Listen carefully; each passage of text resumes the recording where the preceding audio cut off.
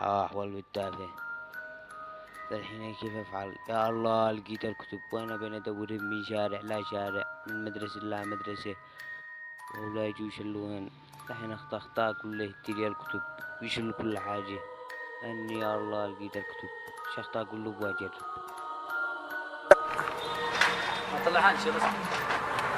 يا عم إيه؟ ما معك ولا شيء قبل لو سمحت لي يا شرطة، لأن الكتب معدومات وأنا طالب علم.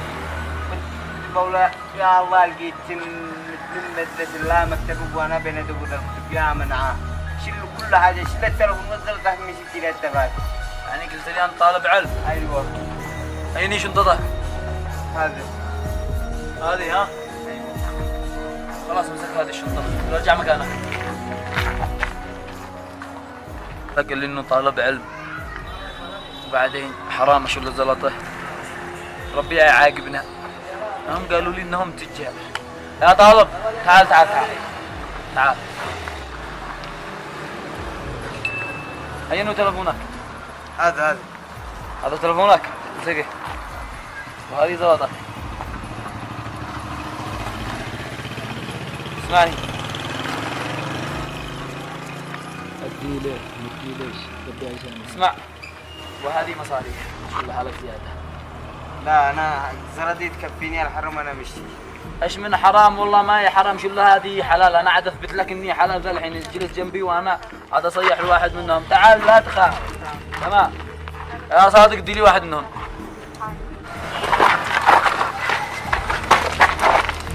بايش بتشتغل؟ ها؟ ايش شغلك؟ اشتغل أنا في الذهب. تشتغل بالذهب؟ كم عندك ضمار في الذهب؟ كم عندك جرام بالضبط؟ قول لنا. 10 كيلو ايش؟ قول لي كم، انا عارفك واعرف من انت وكم عندك بالضبط. قول لي كم عندك. 15 20 كيلو. 15 20 كيلو، يعني ما انتش عارف كم معك الاجمالي بالضبط صح؟ 40 30. يعني ما انتش متاكد. يلا ارجع مكانك، ارجع مكانك ودي حركه. سمعت الاول ما بيقول عنده 15 الى 20 كيلو ذهب، مش داري.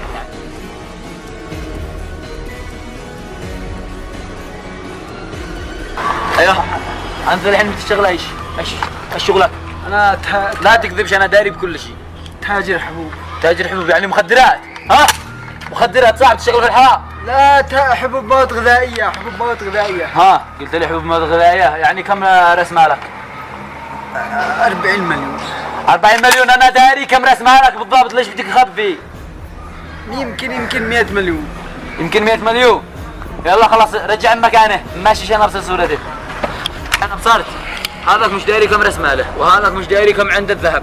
لو هم بيزكوا على اموالهم انه ما حدا يتقطع لهم.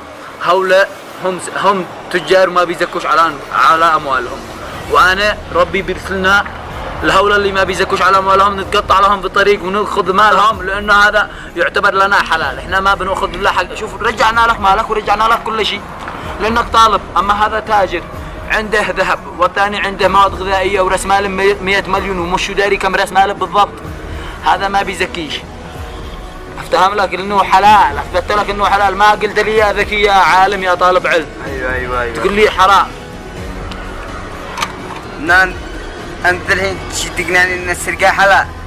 حلال وماله او علينا حرام وعلى غيرنا حلال. واللي بيسرقوا الاوطان وبيسرقوا البلاد المسؤولين وياخذوا اموال الشعب على انه لا باسم منصبه وخدمته للشعب وبيسرق اموال الشعب، هذاك على يوم حلال وعلينا حرام.